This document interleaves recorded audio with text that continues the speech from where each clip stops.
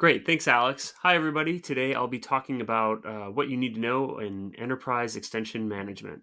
And once again, my name's Fletcher Oliver. I'm a Chrome browser customer engineer. And this is what we're going to be covering today in our agenda. So we'll talk very briefly about how extensions work and kind of the underpinnings and permissions or rights that they need to run. We'll talk about how you can get a little bit more information about the extensions that you already have installed in your environments. So that way, when you start picking your management options that we'll also discuss, you'll be able to have that information right in front of you. So that way, you can minimize the amount of end user disruption that occurs when you roll out these extension management changes. And then we'll shift gears and talk a little bit more about if you have custom extensions, how you can make those accessible for your users, as well as some new things out there, some new methods to be able to manage extensions within your enterprise. So let's go ahead and get started. So, first thing, just to kind of level set and talk a little bit more about how extensions work, is when an extension is created by a developer, they have to declare all the things that that extension can be able to do within the manifest file. And something within the manifest file that would be definitely relevant to enterprises is the permissions. And the permissions themselves are the rights that extensions need in order to function, in order to run on your end users' machines, and do all that great functionality that your users want, either for productivity or for the look and feel of Chrome browser. So there's two different types of permission categories, two different types of permission rights. The first would be site permissions. Now, site permissions just allow specific rights to the websites that your users are browsing. So these extensions might be able to read everything that's on the page, or they might be able to write or augment the end user experience on the websites that your users visit. Now, the second type is going to be device based permissions. And device based permissions are access to the device that your user is accessing the web from. So some extensions might have one, some might have the other, and a lot will have both. So just having an understanding of what rights you will allow to run within your environment from a security perspective or an end user protection perspective is really paramount and important when you start running through the audit process. So talking about the auditing process and being able to get visibility into the extensions that are installed within your environment, definitely the best method that we recommend here at Google is to utilize Chrome Browser Cloud Management. Now, Chrome Browser Cloud Management is a feature that's provided at no additional cost for your users, that was launched sometime last year, and provides the ability for you as an administrator to be able to manage the Chrome browser instances that are running within your environment. So it supports Windows, Mac, and Linux, as well as some functionality for Chrome OS. And you can really utilize this tool to be able to get enhanced visibility into the extensions that are installed, but also be able to set user policies and get other visibility and reporting. So the way it works is it doesn't require your users to sign into Google Identity in order to get this really great information back about extensions, but also to be able to manage those user settings. So it uses a token-based enrollment process. So once you've created your O user buckets that you're going to put your devices in, you can just go ahead and click the button to generate a token. And this token is pushed out through either GPO. You can run it via a reg file. But since we also support Mac and Linux, you can be able to push this out through a custom schema through Jamf or through Workspace ONE. So once you have your devices enrolled, there's also a setting to be able to turn on the reporting called cloud reporting. And then you can start getting really great information being put into Chrome Browser Cloud Management.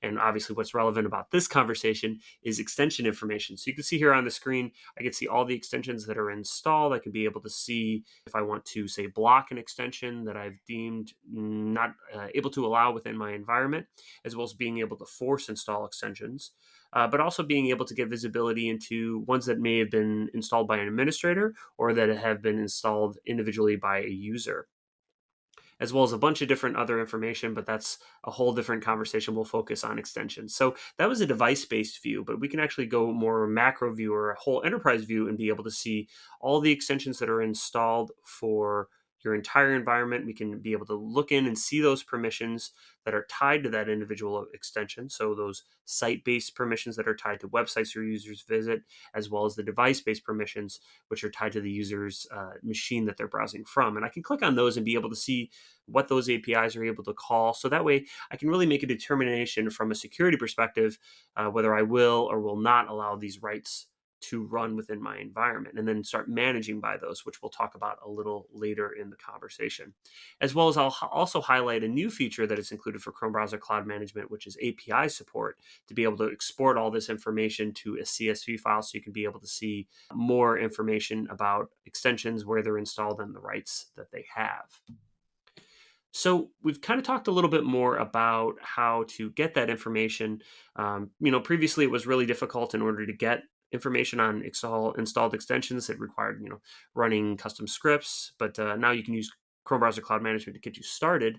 And when you finally get the information, so you have the CSV file, you know what installations of extensions are on what machines, what rights they have, you can get a really good assessment on what the impact could be if you start doing management options. And once you have that information, you can be able to choose which one's going to be right for you and your environment. So the first piece would be the traditional management style. So we talked to a lot of different enterprises on the go-to-market team, which I'm a member of, and a lot of enterprises are utilizing this traditional management style, which is a named allow list or a named block list.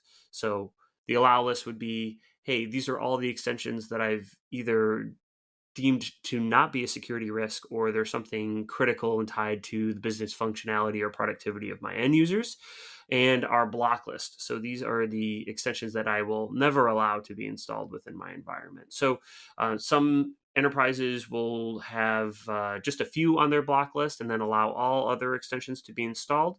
If they want to put a more strict extension management style, they might block all extensions except for the ones they installed.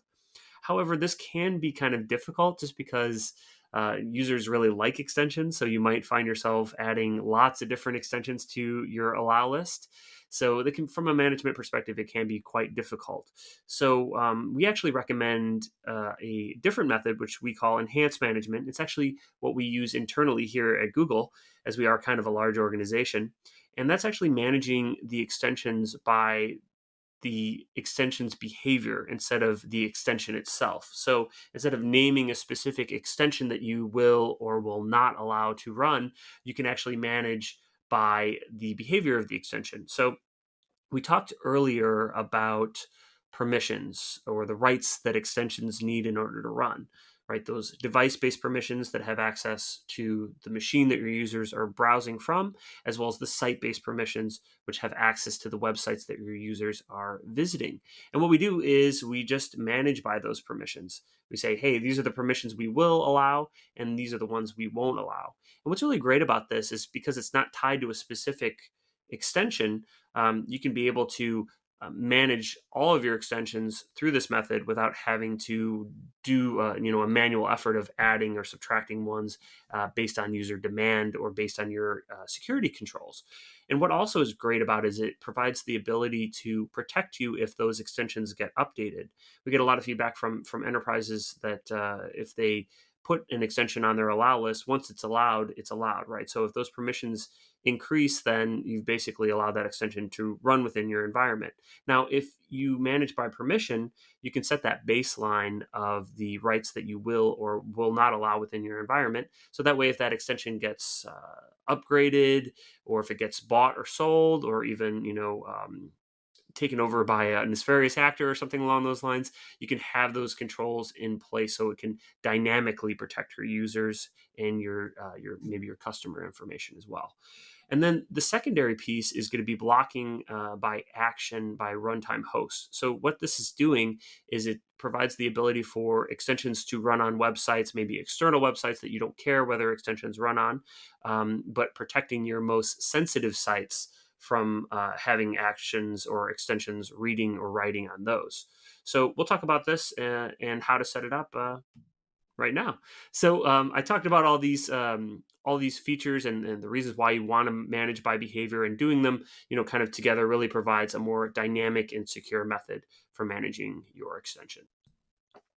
So now I'm going to show an example. So this is going to be preventing the use of a storage permission. Now, as a disclaimer, the storage permission isn't necessarily a high risk permission. It's a device based permission, has access to the storage on your user's machines. So you have to make your own considerations on what you deem to be a risky permission or right to run by an extension. But this is just one that I picked for demo purposes. So this user, they have an extension installed. And this extension is a new tab extension. So anytime they click on a new tab, they get greeted with this cool dynamic anime wallpaper. And myself as an administrator, maybe I don't care if they want to get greeted with an anime wallpaper every time they open up a new tab. And they can go ahead and run it, right? And this is really kind of a great way to get to that light touch where users are able to get the extensions that they need, but they able to also be secure while they do that. Unfortunately for this user, I've determined that this extension, as you can see within the manifest here, does have access to the storage permission, which I've, through my various research and auditing, determined that I don't want this access within my environment. And I'm going to block this extension or any extension that utilizes this storage permission. So the first, there's three methods for these. You'll see me repeat these as we talk about the enhanced method styles of blocking by runtime host, but as well as blocking by permission. And there's three methods to be able to do this. The first would be the group policy method. So there is a group policy called extension management settings, and it does a lot of different things. It's a pretty powerful policy, and one of the things that it does do is be able to block by the permissions. So it does require you to write some JSON, which isn't really my favorite pastime. So I kind of is my least favorite method of doing it. But if you have existing group policy, it's understandable that you might already be utilizing this. But there, I've declared that I have a star within the beginning of the JSON, which says any extension, and I declared blocked permissions. Any extension that uses the storage permission is going to go ahead and be blocked. The second method is going to be the register key method. Obviously, this is Windows specific, and you're able to create a specific key under computer, HKey local machine, software, policies, Google Chrome. And no need to scribble that down really quick. We'll provide some links post this talk at the last slide that has a great link to a technical document called Managing Extensions Within Your Enterprise that covers all of these methods, the enhanced methods, as well as the traditional methods as well. So what I've done is I've created a key here, and the key is a star. So this is going to be the default policy. So it's going to apply to all extensions. And I have a subkey there for block permissions, and I've declared that string value to be storage. Now, my favorite way of doing it, because it doesn't require me having to create register keys or have to write JSON, which, like I said, I'm not a fan of, is within Chrome Browser Cloud Management. So if you're already utilizing Chrome Browser Cloud Management for the auditing process, as I talked about at the beginning of this conversation, definitely, I highly recommend that you check out the method to be blocking permissions within there. I've already pulled up a kind of a screenshot of this, and all I have to do is check the box for storage. So if you wanted to do any other ones, you can just be able to click those. You're able to apply them to specific extensions, also specific departments or OUs or organizational units, which are the kind of the buckets that we put our devices in the Google way of managing things within the Google Admin Console. And then we'll just go ahead and apply it. So within this machine, I've gone ahead and updated the policy, and unfortunately for my anime fan user, it's blocked that extension. So if they already have the extension installed, it will just disable it. And if they ever try to install an extension that has that storage permission, it will block them from installing it. So the secondary piece of the enhanced management style is going to be blocked by runtime host. So blocking by runtime host basically says, hey, Mr. User, install as many extensions as you want. But for our most sensitive sites that might have customer data or customer IP or PII or any of those abbreviations that you don't want outsider actors or vendors to have access to, those extensions just won't work. So I'll show you my example that I have set up here. So I've deemed that Google Arts and Culture is going to be my sensitive site, and I have installed here an extension that enables dark mode. So I click on the little icon and it makes it look, that dark mode that everybody seems to go crazy about. And I've determined that arts and culture is going to be my sensitive site, that I don't want to have any extensions on there. And then I also have another website on there that will allow that extension to be run on it. So, like I said, there's three different methods to be able to do this.